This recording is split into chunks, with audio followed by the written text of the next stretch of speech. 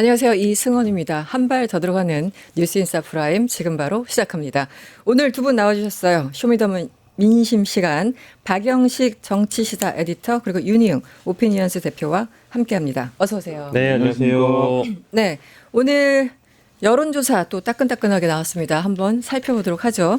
뉴스토마토 의뢰로 미디어토마토가 지난 17일부터 18일까지 이틀간 만 18세 이상 전국 성인 남녀 1,037명을 대상으로 실시했습니다. 표본 온도차는 95% 신뢰 수준의 플러스 마이너스 3.0%포인트였습니다. RDD 무선 전화 방식으로 진행됐다는 점도 함께 말씀드립니다. 박영식 에디터님 먼저 표집 성향?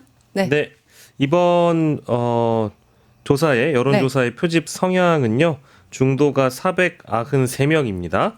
그리고 보수가 304명, 진보가 240명인데 차이가 좀 있네요. 네, 진보와 보수의 차이는 이제 56명 정도가 발생했습니다. 네.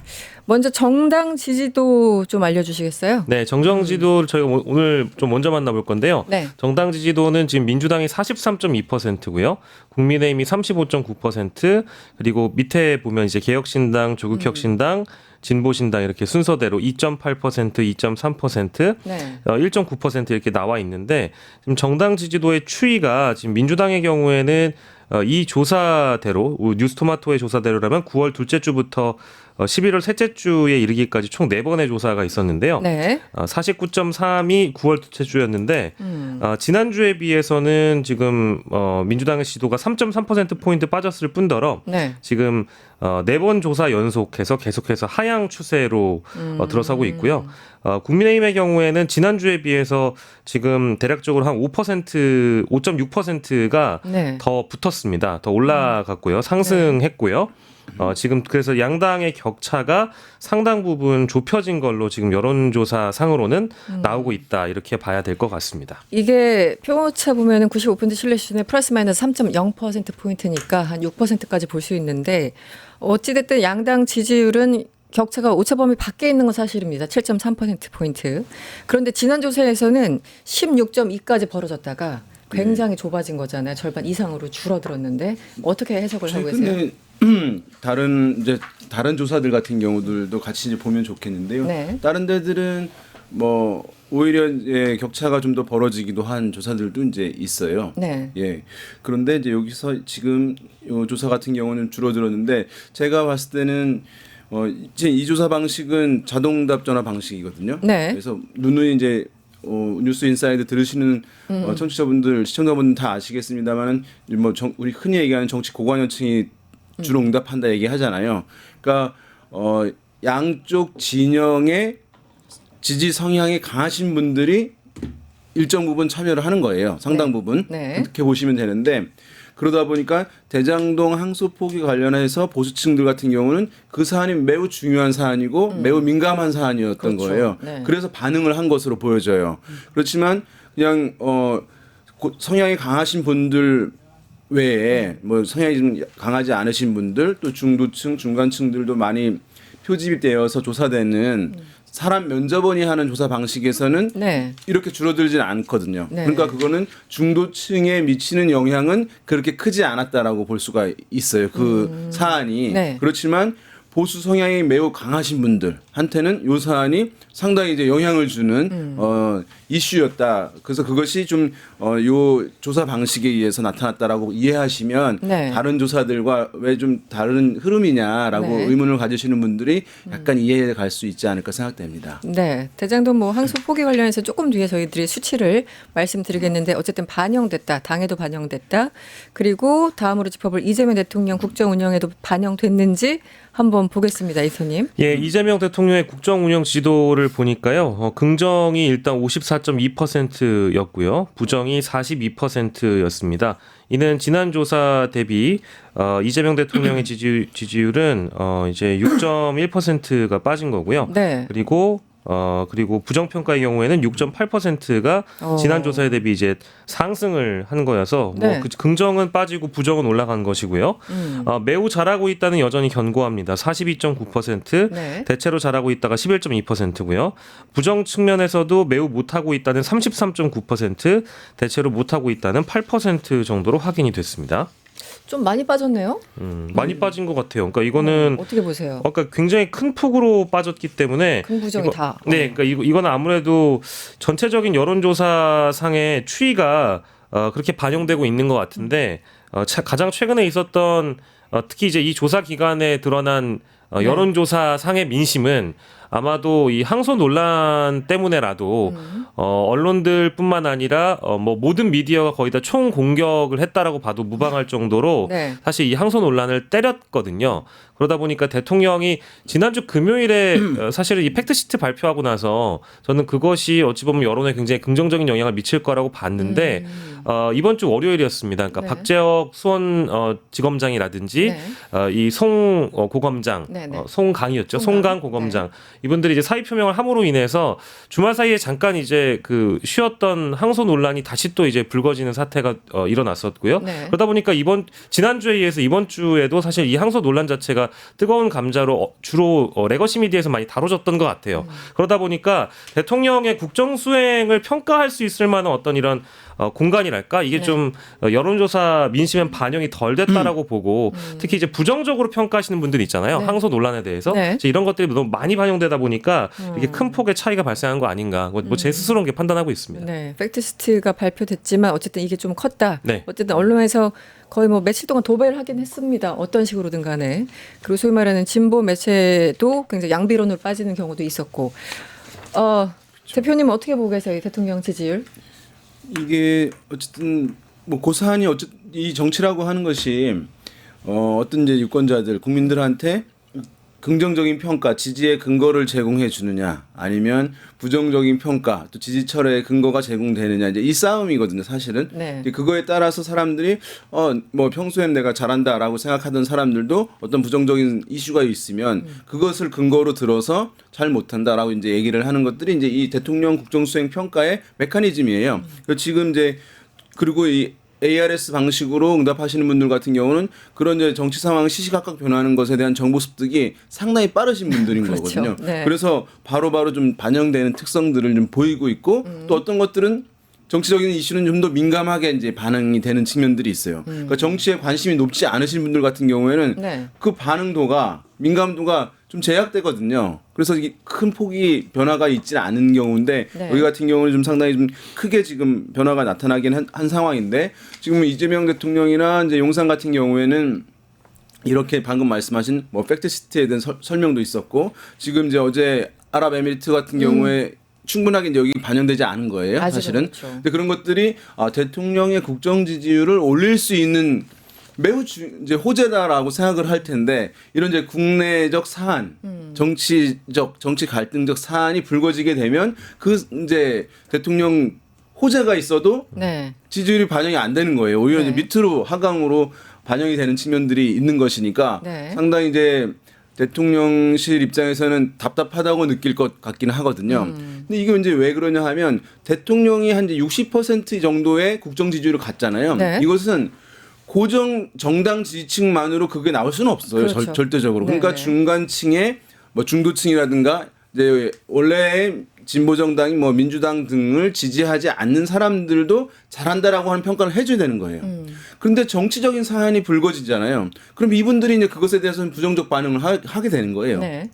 그래서 항상 이제 지금 당과 이렇게 관계들에 있어서 좀 정치적 문제가 불거지지 않도록 조율을 좀 해달라라고 하는 시각이 아마 용산의 시각일 것이고 그렇죠. 뭐 그런 부분에 대해서 이제 이렇게 좀 충돌 비슷한 모양들, 갈등 비슷한 모양들이 나오는 이제 기본 배경이라고 할 수 있는 것인데 지금 이번 같은 경우는 이제 물론 당에서 한 것은 아니지만 이 정치적 사안이 이제 불거짐으로 인해서 대통령 호재에도 불구하고 지지율이 오히려 떨어지는 그런 현상이 나타난 바로 결과라고 할 수 있겠습니다. 그래서 에디터님 이게 그런 흐름이 있었던 것 같아요. 이제 대통령이 유엔 가셨을 때 그때 9월이었잖아요. 맞아요. 그래서 뭐 엔드 구상, 네. 엔드 이니셔티브 했을 때는 야 조의대 나와. 청문회 때문에 좀 시끄러웠고. 맞아요. 또 에이펙 때는 재판 중지법 때문에 좀 그랬었습니까? 그래서 강호식 비서실장까지 나와서 재판 중지법 굳이 할 필요 없다라고 브리핑까지 기자회견까지 굳이 할 정도로 맞아요. 이거를 추진하면 더 영향을 준다는 맞아요. 판단이었죠. 우리는 예. 신경 안 쓰고 있는데 왜 당에서 그러니 약간 그 불만이 있었어요. 그래서 맞습니다. 분명히 당과 대통령실에는 온도차가 있었던 건 사실이고 그게 중요하지 않다는 게 아니라 온도차를 말씀드리는 겁니다. 이번에도 사실 이 항소 포기 가지고 저 난동 부리는 검사들 처벌할까 뭐 이러다가 이번에 또 아랍에미리트 지금은 이집트에 도착하셨는데 네. 그러니까 해외 순방에서 뭔가 하여튼 외국 사람들과 만나서 뭔가를 할 때마다 여기 국내 이슈가 너무 시끄러워지니까 톤 조절 혹은 속도 조절이 필요하다는 목소리가 계속 나왔고 이번에도 그래서 이제 한참 이거 항소 포기 가지고 이제 민주당에서 대응을 하다가 약간 목소리가 수그러들었다는 평가가 있었거든요. 한 이틀 전부터. 네. 어떻게 보세요? 저도 뭐 그 말씀에 동의하는데 네. 이게 그 뭐랄까 주제 자체가 주는 이 뭐 파급력이라고 해야 될까요? 좀 세죠. 항소 논란 자체가 좀 너무 세요. 네네. 그러니까 이걸 그리고 지면은 한정돼 있는데 언론들이 좀 뭐랄까 어느 정도의 적당한 수준을 다뤄야 된다고 저는 생각합니다만은 이게 너무 끝이 없게 너무 자극적으로 다루죠.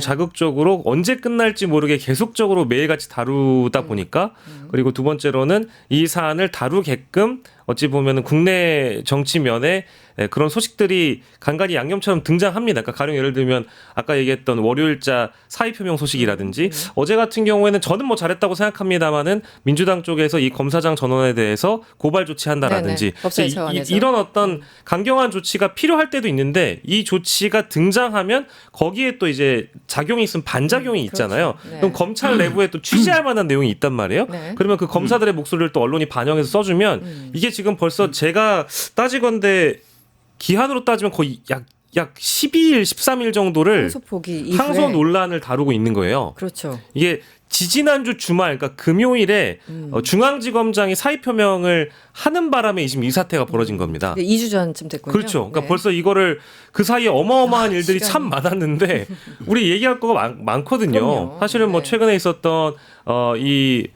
저기 사모펀드 관련된 론스타. 론스타 관련된 아, 소송도 그렇죠. 그렇고 론스타. 그걸 또 네. 얘기하다 보면 또 우리가 엘리엇을 어떻게 대처할 것인가 이제 여러 가지 갈래들이 할 얘기가 많고 네. 아랍에미리트 건도 그렇고요. 이게 너무 이 항소 논란 자체가 저는 불필요하게 정치적으로 다뤄지고 있다 보니까 이런 사태가 발생하고 있고 그 정치면을 소비하시는 분들이 대부분 정치 고관여층들이어가지고 이런 여론조사에 반영이 되는 것 같아요. 그래서 일단은 지금 토마토 조사도 항소 포기와 관련된 이 논란에 대해서 어떻게 생각하느냐를 조사를 해봤는데요. 네. 정당한 문제 제기다가 40.9%고요. 네. 선택적 반발이다가 48%로 조사가 됐습니다. 오차범위 내에서?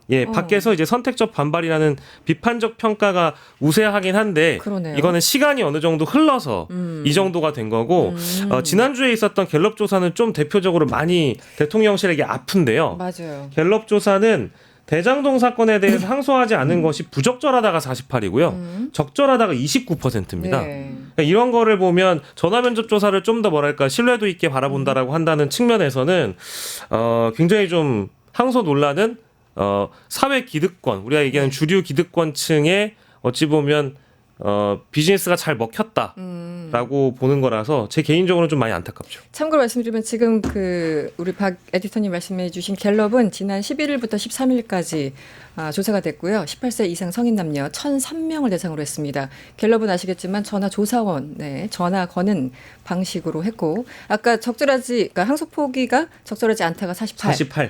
적절하다가 그러니까 29%. 그리고 또 의견 유보가 무려 23%나 나왔다는 말씀 드리고 이 차이를 다시 아까 좀 말씀해 주신 것 같아요. 직접 전화로 하는 것과 네. 그 음성이 나오는 거는 좀 다르다. 관여층들이 좀 다르다. 되게 이제 자동답 방식 같은 경우는 아까 말씀드린 대로 관심이 좀 성향이 있으신 분들이기 네. 때문에 어떤 이슈가 나와도 사실은 선수들이야. 특정 수준은 한쪽 비율이 나오는 네, 특성이 네. 좀 있습니다. 그래서 이제 격차가 좀 좁게 나오는 측면들이 이제 있는 것이고요. 네. 사람 면접원이 하게 되면은 어쨌든 약간 중간층들 응답들 이제 많이 좀 하게 되는 것이거든요.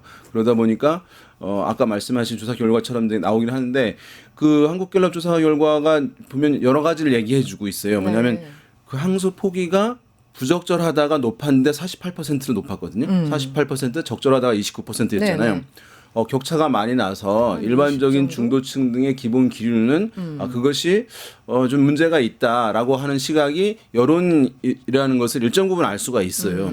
다만 또 한편으로 그런데 50%를 안 넘은 거예요. 아, 그러네요. 예, 그런 것을 봤을 때는 그거 재밌네. 그것도 한계를 또 갖는 부분들. 그러니까 어떤 검찰에 대한 불신이라든가 뭐 이런 부분들 이제 있는 거예요. 이 사안에 대해서 불신 갖고 있는 부분들이 있는 것이니까 네. 그런 측면에서 봤을 때 이것이 엄청난 이제 역풍으로 이어질 것인가라고 전망하시는 부분들인데 그것은 좀 제약되는 거예요. 역풍 같은 거 불려고 한다면 막 60%, 70% 가까이 가야 되는 것이거든요. 네. 그런 측면이 있어서. 그리고 또 그 조사를 자세히 보게 되면 이제 부적절하다라고 하는 응답이 있는데 그 갤럽 말씀하시는 거예요? 민주당 지지층에서 봤을 때 부적절하다는 응답도 한 34% 정도 나오더라고요. 민주당 지지층에서. 그러니까 이제 약간 진보 성향층이나 민주당 지지층 중에서도 약간 이제 다른 의견을 가지신 분들도 이제 있긴 있는 것이거든요. 그래서 그 조사는 하나이지만 방금 말씀드린 대로 전체 여론의 흐름은 일정 부분 이렇다. 그 안에서도 보게 되면 그렇지만 이것이 매우 도드라져서 어떤 역풍으로 전개될 것까지는 또 아닌 상황이다. 네. 또는 민주당 지지층 내에서도 약간 또 다른 흐름도 존재한다. 네. 이런 세 가지의 어떤 특성들을 보여주는 결과였어요. 그래서 많이 이제 얘기가 좀 됐던 사안이어서 좀 말씀드려봤습니다. 그러니까 이제 뭐 민주당 쪽에서 민주당 당원이거나 지지자분들인데 이 항소 논란 자체가 부적절하다라고 네네. 평가하는 분들은 아마 이제 이건 어쨌든 이미 일어난 일에 대해서 그 과거사를 평가하고 진단을 하는 각자 의견을 내는 거니까. 네. 근데 그거는 아마도 이제 정무적으로 아쉽다라는 분들이 있을 거예요. 그러니까 저 같은 경우에도 이번 사태가 벌어지고 나니까 어차피 1심 선고가 이재명 대통령뿐만 아니라 이 어떤 이 뭐랄까 재판 자체를 법과 원칙대로 공정하게 보려면 최근에 있었던 녹취록 조작 논란까지도 그렇죠. 우리가 감안해서 봐야 되니까 네네. 만약에 항소심으로 가게 된다고 하더라도 이 강백신이라고 상징되는 정치 검사들에겐 상당히 좀 어려운 재판이 될 것이라는 예측이 가능하잖아요. 그렇죠. 그러면 이거를 괜히 손대서 정치적 논란을 불러일으키고 지지율이 이렇게 빠질 바에는 손대지 않는 것이 맞지 않았을까라는 그런 생각들을 하시는 민주당 지지층들이 그런 34% 정도의 응답을 보였던 것 같아요. 그런데 이 여론조사를 우리가 보고 나서 뒤에 또 얘기를 하겠습니다만은 그럼 네. 앞으로 어떻게 할 것이냐. 네. 해법에 대한 문제로 접근해 보면은 약간 비율이 좀 차이가 있을 수 있는 게 그 동일한 민주당 지지층들이 답변하기로는 그래도 아쉽지만 공무원들의 집단 행동은 반드시 우리가 단죄해야 된다. 네.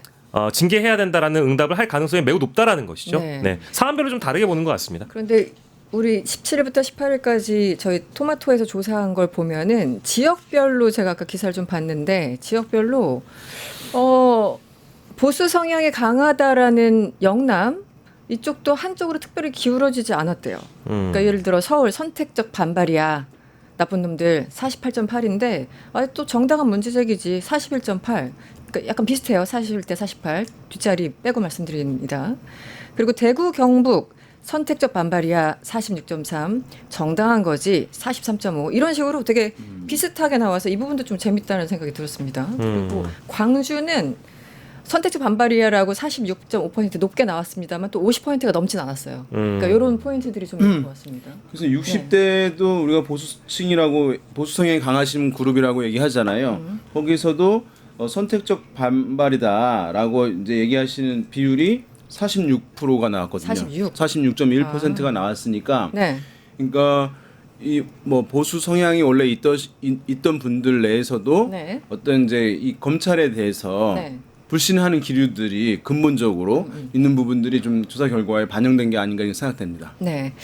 마지막은 아니군요. 2개 남았군요. 네. 검사 파면법 네. 추진 어떻게 나왔어요? 예, 이거 지금 여권을 중심으로 해가지고 파면하는 것이다. 그러니까 즉 이제 검사들은 파면 자체가 없는 규정이다 보니까 그걸 만들겠다는 거거든요. 네. 그래서 공무원처럼 탄핵 없이 파면할 수 있는 내용의 검사징계법 폐지, 검사징계법 폐지안과 검찰청법이 추진이 되고 있습니다. 찬성은 46.7%고요. 네. 반대가 45.2%, 잘 모름이 8.1%여서 이 경우에도 뭐 어느 하나 50이 넘는 경우는 없습니다만은 오차 범위 내에서 어쨌든 검사 파면법을 찬성하는 쪽들이 좀 더 많았다라는 거. 그렇군요. 네. 이게 이제 어떤 사법적 이슈 같은 경우는 여론에서 네. 전통적으로 굉장히 보수적으로 응답하는 비율이 월등히 높거든요. 네. 그러니까 뭐냐면 문제가 있으면 수사를 해라. 또는 좀 재판을 해라.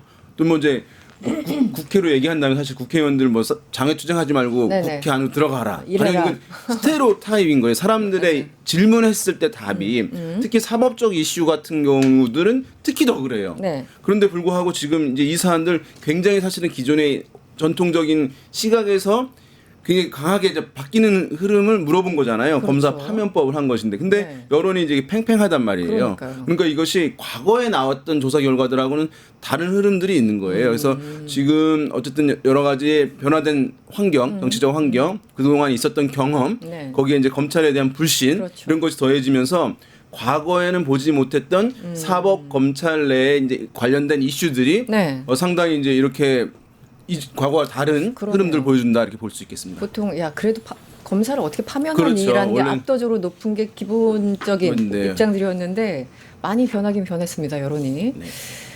그리고 마지막으로 이것도 참 설왕설래 이제 뭐 김민석 총리도 설명하고 우상호 수석도 설명을 했는데요.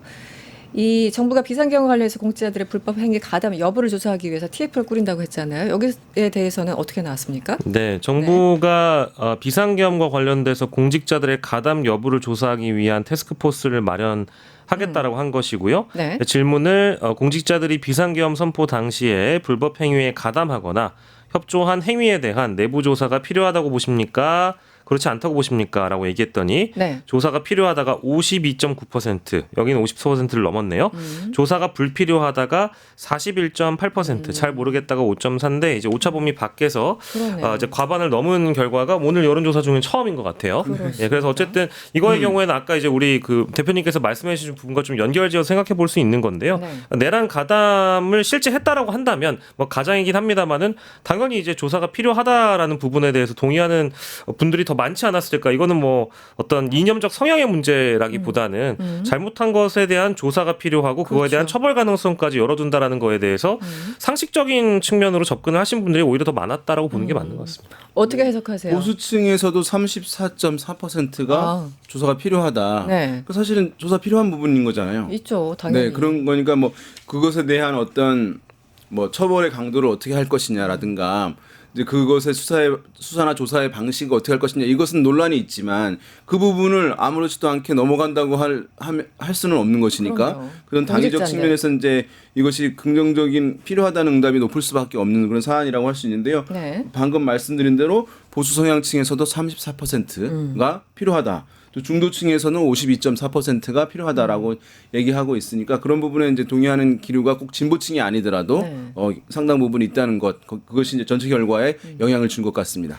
예, 뭐 공직자들에게 상당한 동요를 일으키고 있다라는 기사도 있지만 그렇게 주장하는 기사도 있지만 한편에서는 아니 불법 계엄에 가담한 게 명백한데 저 상관이 이번에 또 승진했어. 네. 그 밑에 있는 직원들 입장에서 너무 황당하지 않습니까? 그러니까 우리가 네. 알고 있지 못한 것들이 굉장히 각 부처별로 혹은 뭐 부서별로 많을 수 있죠. 그렇죠. 그러니까 이제 저는 이게 주로 야권 쪽에서 거는 공격 중에 하나는 뭐 휴대폰을 다 일일이 샅샅이 조사해가지고 압수 뭐 이런 거. 인권 네. 탄압하겠다는 얘기냐라는 이제 프레임을 걸고 있는데 어디까지나 거기 계획서에 보면은 직무감찰의 범위라고 나와 있고요. 그렇죠. 그리고 이것의 전제는 이 사람이 짙은 혐의를 받고 있을 때 내란에 가담했다는 혐의를 받고 있을 때 그게 가능하다라는 얘기인 것이고 만약에 그것을 본인이 거부하게 된다면 이제 영장을 받아야 되겠죠. 이제 그런 차이가 있다라는 점을 일단 첫 번째로 말씀드려야 될 것 같고 이 불법 계엄 가담 공직자 조사 필요성에 필요하다라고 응답은 했는데 네. 과거 조사에 우리가 이미 앞서서 소개했던 검사징계법에 대한 조사나 네. 항소 포기와 관련돼 가지고 부정적인 답변을 하신 분들이 일부 있을 거예요. 그렇죠. 그러니까 제 얘기는 검사징계법은 반대하는데 항소 포기도 잘못됐다고 생각하는데 이 불법개혁 가담 공직자는 조사가 필요해라고 응답하신 분들이 있을 거예요. 그렇겠네요. 근데 저는 이제 이런 분들에게 꼭 말씀드리고 싶은 건 가령 이제 검찰이나 검사들 특히 정치 검사들이라고 부르는 사람들은 혹시 불법 계엄의 가담자들은 아닐까? 이 의구심을 한번 가져봤으면 좋겠어요. 왜냐하면 분리해서 생각하게 되는. 예, 그 분리하시는 마음도 이해는 하지만 지금 정부에 들어와서 이 정부에 특히 이제 이재명 대통령의 지지도가 낮아지면 그리고 이재명 대통령이나 또 야당의 공격이 거세져서 대통령의 지지율이 끌어내려진다면 네. 본인들이 정치적 이득을 얻게 되는 효과가 있거든요. 그렇죠. 그러다 보니까 대장동 2차 수사팀의 경우에는 녹취록을 조작해가지고 어떤 이재명 대통령에게 불리한 재판 결과를 이끌어내려고 했다라는 측면에서는 이재명 정부가 탄생한 이후에 대통령의 지지율을 끌어내려고 하는 쪽도 역시 과거에 윤석열 정부 시기에 영전했던 검사들이 대부분 윤석열 측의 하명 수사를 받아서 했던 거니까 네. 그렇다고 하면 내란의 연장을 꿈꿨던 인물일 수 있다라고 해서 세밀한 조사가 필요하기 때문에 네.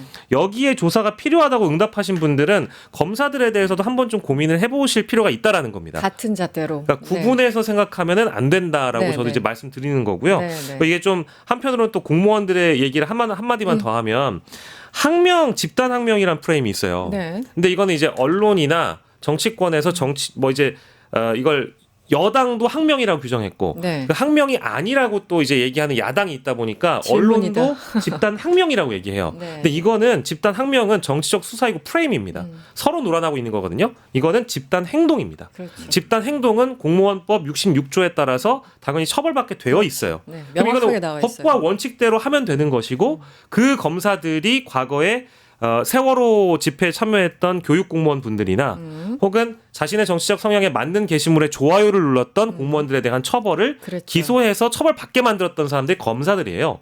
근데 본인들은 집단 행동이 괜찮고 다른 사람들은 처벌하겠다? 안 맞잖아요. 그렇죠. 이런 식으로 접근을 해야 되는데 항명에만 지금 접근하고 있다 보니까 여론조사상으로도 약간 그런 변동들이 있는 것 같아요. 그 단어 하나하나가 상당한 선입견을 주기 때문에 정치권에서도 좀 분별해서 써야 될 것 같고 아까 말씀하신 거 66조에 공모의 집단행위는 무조건 처벌받도록 돼 있고 과거 법입니다. 사례도 있으니까요. 예. 네, 알겠습니다. 오늘 임팩트하게 여론조사 짚어봤습니다. 지금까지 윤희응 오피니언스 대표 그리고 박영식 시사 에디터와 함께했습니다. 오늘 고맙습니다. 네. 감사합니다.